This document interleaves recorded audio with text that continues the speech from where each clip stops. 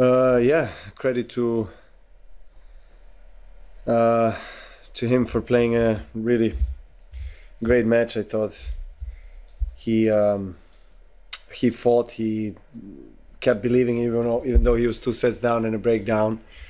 Yeah, he got the crowd involved. I dropped my level. I think I should have done some things better in the 3rd set to finish it off, but yeah, very challenging conditions today. Very, very windy and not easy to find the right tempo and the right rhythm on the ball. But yeah, you know, I think I just did enough to win there in the 4th. Was a bit lucky to really get out of the trouble, not to go break down, and you know, hopefully I can raise the level in the upcoming rounds. Cindy? Hi, Novak. Oftentimes players come back from an injury and they're nervous. They're worried about re-injuring it or what step they might take. Did you feel that at all today? No, not really. I just, but I do feel that has an impact on my movement a little bit in terms of like the speed. It's not yet there where I want it to be. So kind of late on the balls that I'm normally not late on. So that's the part which I guess comes with matches. So the longer I stay in the tournament, I think the better the chances that I will move. My movement will improve. So the earlier rounds is where I'm still a little bit rusty on the movement, I think. That's what I felt today, at least. But yeah, I don't worry about re-injuring my knee. I don't have time nor energy to think about it, nor do I think it's worth it, you know. I wouldn't be here unless I think that, or not just myself, but the whole team, that I'm ready to compete at this level. Can I ask you about your next opponent? You played in Australia. Sorry, Courtney Walsh, Fox Sports Australia. You played earlier this year in Australia. What are your thoughts there? Yeah, I saw he won in a 5-set thriller today. Big serve, big forehand. You know, he loves that serve plus forehand play. We had a good match, very good match in Australia. I think he improved his backhand a lot and his movement. That was maybe not as good in the past, but becoming a very complete player, and you know, tall guy, is not afraid to come at the, you know, finish the point at the net. And you know, if he serves well, it's very tough to play. You know, anybody on the grass that serves as good as he serves. So yeah, I guess one of the keys will be, I guess, in that match, you know, how good I will be able to read his serves and get it back in play. You know, make him work for his points, and on my end serve well as well. So yeah, let's see. I'm expecting obviously a tough challenge. Jumani? Congrats. I'm curious, what are your first memories of Andy, and like when you first, you know, saw him and played against him when you were younger? And do you ever like reflect on how, I guess, weird it is that you spend so much of your life like playing with or being around, not just Andy, but these players, Rafa, Monfils, like it's a lot of your life? Yeah, exactly. I mean, I first time I met Andy, I was 12. So I mean, we go very long back, way back, and you know, we were never too close on the tour because it's difficult, you know, your rivals. But we always had tremendous respect for each other and shared the stage, so to say, for, you know, many years.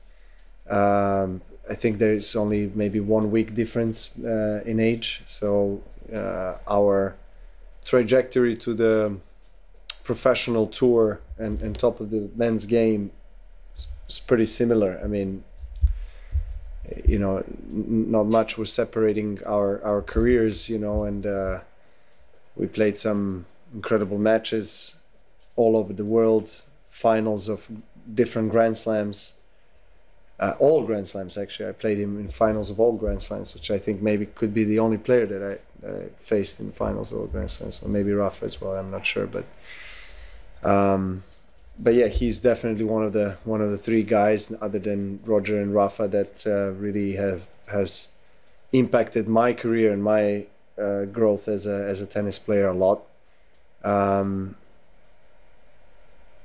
So if this is his last match, obviously it's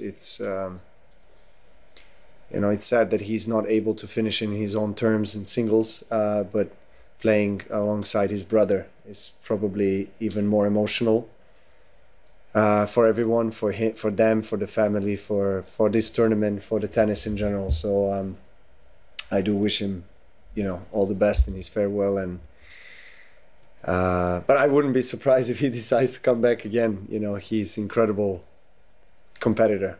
Just resilience that you can definitely study and teach young athletes. Howard? And Novak, you talked about wanting to raise your level. You mentioned the way in which the knee is preventing you from being 100% yet. Just wondering, are there other ways you might already have in mind, other ways, areas in which you can improve as you want to keep getting better as the tournament moves forward? And would you ever watch either Tuesday's match or today's match to see if there's anything you can pick out that maybe you could fix or change or improve? I always do. I don't watch the entirety of the full length of the match, but I do watch highlights. I do watch specific moments where I thought I've done well, or moments where I haven't done so well, and just try to analyze that myself, and then of course with my team members, and draw some conclusions and take it to the practice court and really work on it. And then first part of your question, the answer is just play as many matches as possible. As the tournament progresses, as I said, you know, the more matches I have, the better the chance I'll have to feel more comfortable moving around and gain that speed, agility, change of direction, that freedom that I'm looking for, really. I had it in certain moments today and certain moments in the first match, but then it's still not there, you know, which is in a way expected and normal, you know, when you come back from the surgery, and then, you know, the body is trying to understand what's going on, and very early after surgery you're already competing at the highest level. So on a surface that is, again, slippery, and kind of have to be careful with the way you move at times. But I'll take this any day of the week, comparing to the pain that thankfully I'm not feeling. So, you know, I'm not feeling the pain, but I'm, you know, struggling a little bit with movement, and that's fine. That's something that is workable. I mean, I can work on it on a daily basis, but it's going to have the biggest effect on matches. You know, the more matches, the more those type of situations I have, the better I will play and move. Last in English. No. Hey, Novak, how did the sensations in your knee change from day to day on and off the court?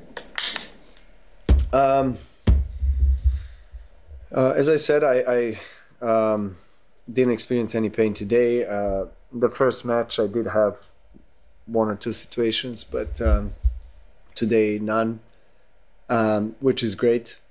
And my knee has been responding really well in the days off as well, so I haven't had any, you know, swelling, inflammation, so that's great. The muscles around it contracting and getting sore more than usual because they're compensating and protecting the knee, which is normal. So there's more work on those muscles, and they maybe because they're sore, they're also not really giving me that kind of dynamic speed and power that I need and want to have. But it's all part of the process in the opening days. So as I said, you know, first 2-3 matches is probably something that I have to accept as part of the process, and hopefully I can, you know, go through and then build from there.